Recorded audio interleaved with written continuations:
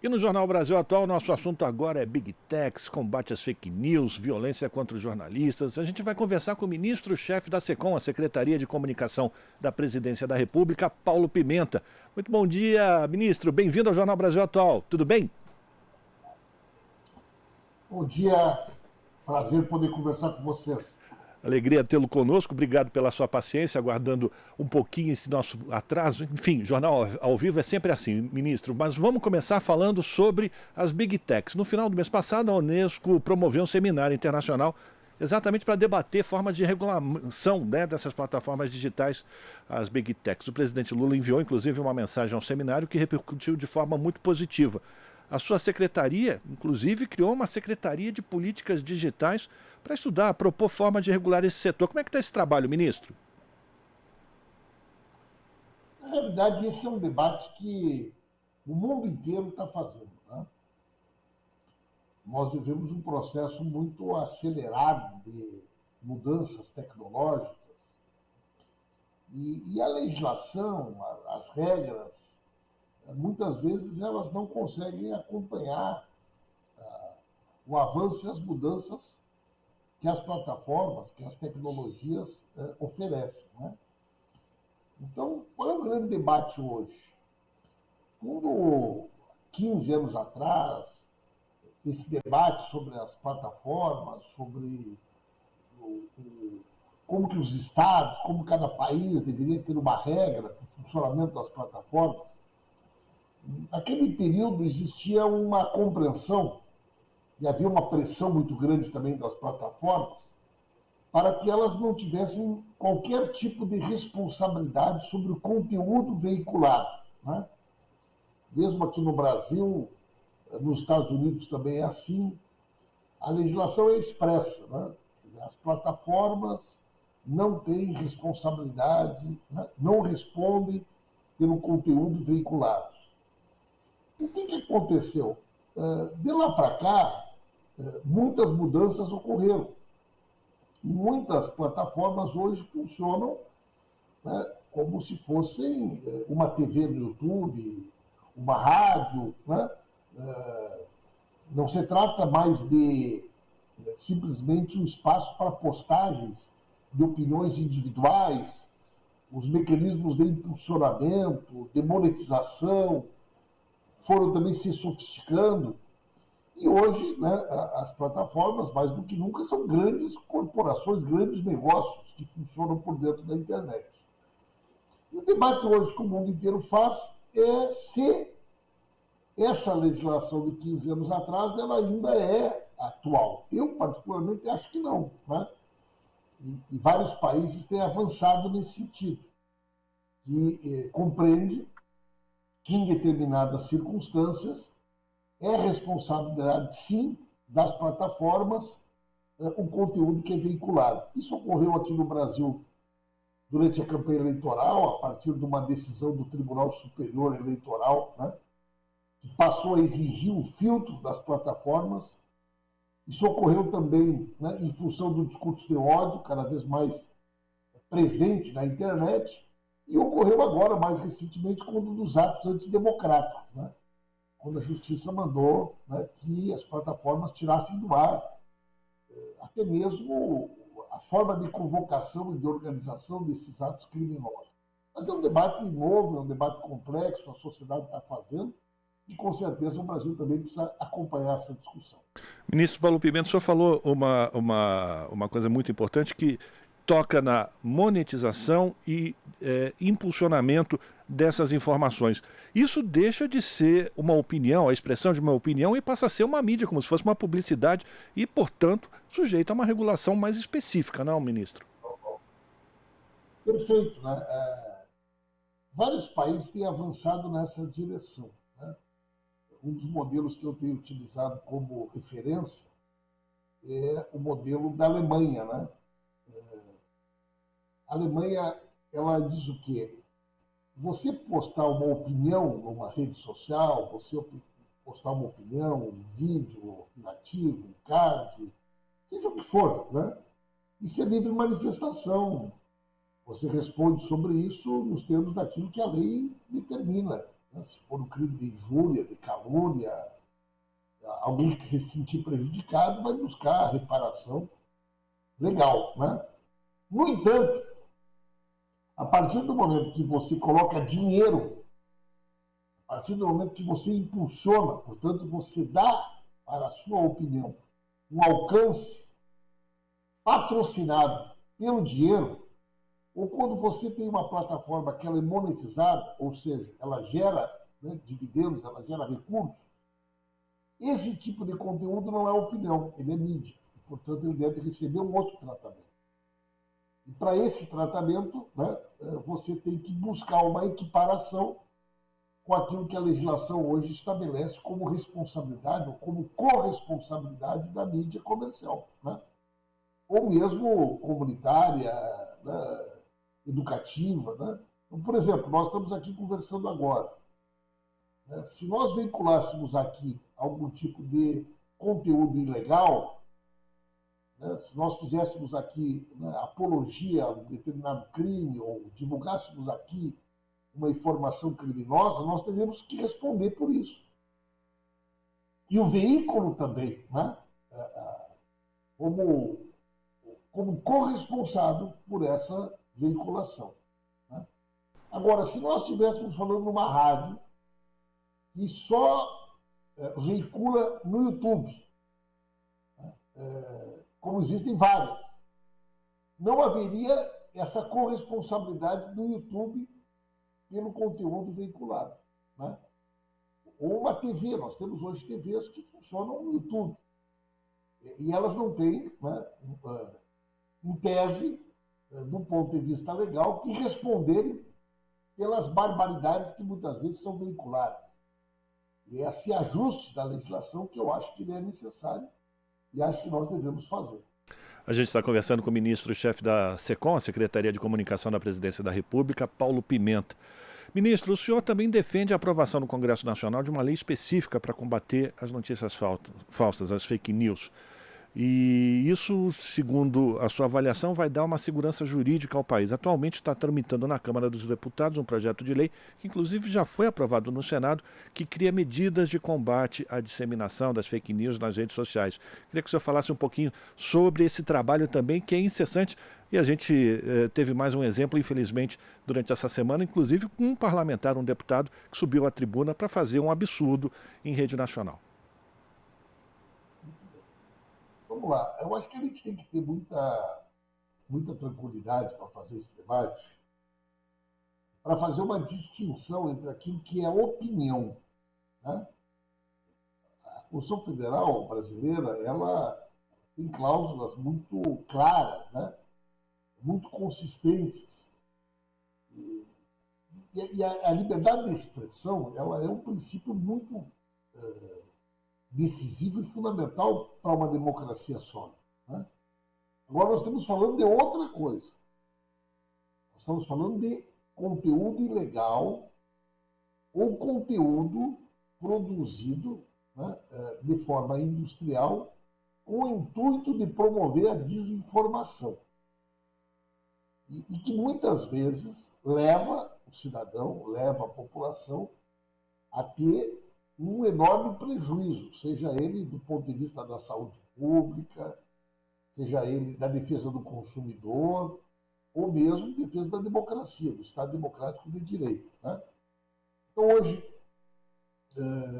a internet está infestada, por exemplo, de golpes financeiros.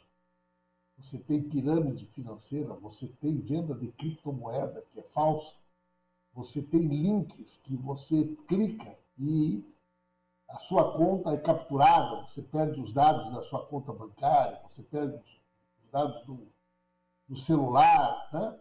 Muitas pessoas já sofreram as consequências desse tipo de golpe. Aí você imagina o seguinte, o cidadão está em casa, com o seu telefone, está no metrô, e ele recebe um link, ou aparece um link, né, na rede que ele está acompanhando, ele clica naquele link e aquele link é um golpe. Ou, por exemplo, você tem hoje uma quantidade enorme de remédios sem autorização da Anvisa sendo vendidos. remédios que são produzidos em fundo de quintal, remédio que sabe-se lá com o que é feito, pode ser até um veneno. E você recebe um link, ou seja, aquilo foi pago, foi impulsionado. E você clica naquele link e aí tem ali a possibilidade de você adquirir aquele produto pela internet e aquele produto é falso. Bom, alguém ganhou dinheiro, né? Não só quem está dando golpe, mas a plataforma ganhou dinheiro para que esse link chegasse até mim. Na medida que ela é parte do negócio, e o negócio é um negócio criminoso, ela tem que responder por esse crime ou não? Eu entendo que sim. Né? É evidente, né, que as plataformas tentam se eximir dessa corresponsabilidade, mas eu, sinceramente, acho que há um consenso praticamente no mundo inteiro de que não é mais possível que possa ser tolerada, né, esta situação de nenhuma responsabilidade das plataformas pelo conteúdo que elas veiculam. Ministro Paulo Pimenta, eu queria falar agora com o senhor sobre a segurança daqueles que deveriam produzir essa informação de qualidade para o povo brasileiro. Nessa semana, o senhor recebeu a diretoria da FENAGE, a Federação Nacional dos Jornalistas, que pediu, inclusive, o apoio oficial do governo à proposta da Federação Internacional dos Jornalistas de criação de uma Convenção das Nações Unidas, da Organização das Nações Unidas, específica sobre a segurança de jornalistas. Também foi entregue uma pauta de reivindicações da categoria e um exemplar do relatório Violência contra Jornalistas e Liberdade de Imprensa no Brasil. Como é que foi esse encontro? Quais são as medidas que o senhor deve encaminhar a partir dessa conversa com a FENAGE? O nosso governo tem um compromisso muito grande, né? A valorização do reconhecimento, né? Fortalecimento do trabalho dos profissionais da imprensa, em particular dos jornalistas. Né? Nós temos assistido em muitos países, o Brasil, infelizmente, é um deles, né? Uma verdadeira escalada da violência contra os jornalistas. Né? No último período, no Brasil, pela própria conduta do presidente Bolsonaro, a relação de hostilidade, de violência, ela acabou se tornando uma marca do governo, né? Da conduta do próprio presidente, que, de certa maneira, estimulava os seus apoiadores, a população, a agirem dessa maneira. No dia do ato criminoso do 8 de janeiro, né, nós tivemos muitos profissionais de imprensa que estiveram, né, diante de situações muito graves, né? Equipamentos quebrados, equipamentos roubados, profissionais agredidos. E o que é pior, em determinadas circunstâncias pediam ajuda para as forças policiais e assistiam sem agir, e pelo contrário, às vezes facilitavam a ação dos criminosos contra os profissionais da imprensa. Foi muito grave o que aconteceu, né? Não só em Brasília, mas nós tivemos registros de situações como essa em vários locais. Imediatamente o governo assumiu uma posição de apoio aos profissionais. Eu mesmo procurei o chefe de polícia do Distrito Federal e pedi uma investigação específica, né, um inquérito específico para a proteção dos jornalistas, né, para a identificação dos responsáveis pelos atos de violência contra os jornalistas. Né. E criamos um observatório junto ao Ministério da Justiça e vamos sim, o Brasil será sim um parceiro para que a gente possa, a nível internacional, né, ter um documento das Nações Unidas, né, que trate da questão da liberdade de expressão, da proteção ao trabalho dos jornalistas, dos profissionais da imprensa. Eu quero aqui assumir publicamente com vocês esse compromisso e essa disposição de contribuir, de colaborar para que o Brasil seja um signatário, seja um dos responsáveis por essas iniciativas internacionais. Ministro, para a gente terminar, eu queria tocar no ponto do dinheiro. As grandes mídias corporativas acabam sendo sempre o destino final de boa parte da propaganda oficial dos governos, de todos os governos. Eu queria saber se a SECOM nesse terceiro governo do presidente Lula, está pensando em fazer uma modificação ou distribuir essas verbas publicitárias de uma maneira mais democrática entre os diversos veículos de comunicação, principalmente aqueles que defenderam ao longo dos últimos anos o Estado democrático de direito? Olha, eu tenho dito que o mundo da comunicação hoje é um mundo muito mais diverso, né? Um mundo mais complexo, um mundo muito mais plural, um mundo muito mais democrático, né? E você não pode mais trabalhar com categorias e com conceitos que você tinha há 20 anos atrás, né? Nós estamos aqui agora, né, numa plataforma, utilizando um tipo de tecnologia que há 20 anos atrás ninguém imaginou que pudesse existir. E existem muitas outras formas. Para você ter um exemplo, eu tive agora recentemente uma reunião com a CUFA e tem uma parceria com a SECOM.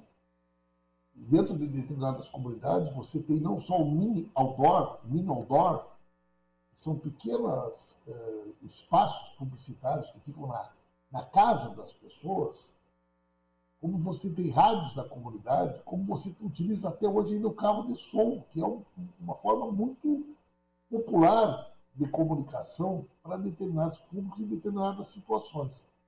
Então eu quero fazer uma ação de recadastramento do Bolsa Família. Vamos pegar um tema que é bem atual. Será que vale a pena eu pegar dinheiro público e botar na Globo News, botar na CNN? Será que o público que eu quero atingir para o recadastramento do Bolsa Família, eu vou encontrar ele através desses veículos? É claro que não. Então você tem que pensar numa estratégia de comunicação plural que permita que a informação que você quer veicular ela chegue, né? Porque o objetivo principal do governo qual é? Fazer com que a prestação do serviço, a comunicação institucional, ela chegue na ponta, né? Esse é o nosso trabalho, esse é o nosso objetivo. Então, aqui, nós vamos criar um ambiente muito plural, muito democrático, onde os portais, né? Onde a chamada mídia democrática, ela com certeza terá as portas abertas e será uma parceira, né, da SECOM na construção da sua estratégia e da sua política de comunicação. Nós já estamos fazendo isso. Queremos aprimorar mais ainda, né, esse trabalho. Queremos trabalhar muito com as rádios, queremos trabalhar muito com as mídias regionais, né, com as formas diferentes, distintas de comunicação de cada região do país, de cada comunidade. Essa vai ser uma marca, essa vai ser uma forma, né, muito presente aí da nossa ação política. Agradecer a participação do ministro e chefe da Secretaria de Comunicação da Presidência da República, Paulo Pimenta, aqui no Jornal Brasil Atual, falando sobre Big Techs, fake news, violência contra os jornalistas, combate à violência contra os jornalistas e também das verbas publicitárias que devem ser colocadas para toda a cadeia informativa no Brasil. Ministro, muito obrigado pela sua participação, um forte abraço, bom trabalho e a gente continua em contato, tá bom? Eu sempre à disposição, sabe que como eu tenho essa rotina diária de despacho com o presidente, as minhas manhãs acabam ficando um pouco comprometidas, né? Eu tenho essa responsabilidade, essa honra, né? Mas esse desafio de todos os dias, quando o presidente chega, a primeira agenda que ele faz é comigo. Então, a gente, para poder estar aqui presente, a gente tem que achar os horários um pouco mais cedo, como a gente está fazendo hoje, né? Mas eu estou aqui inteiramente à disposição de vocês para a gente poder conversar, mas geralmente vai ter que ser num horário um pouco mais cedo assim. Não vai ter nenhum problema. Então a gente já deseja um bom trabalho no seu próximo encontro com o presidente Lula, que deve acontecer já, né? 9 horas. Um abraço. Conversamos com Paulo Pimenta, aqui no Jornal Brasil Atual. Estamos apresentando Jornal Brasil Atual. As notícias que os outros não dão.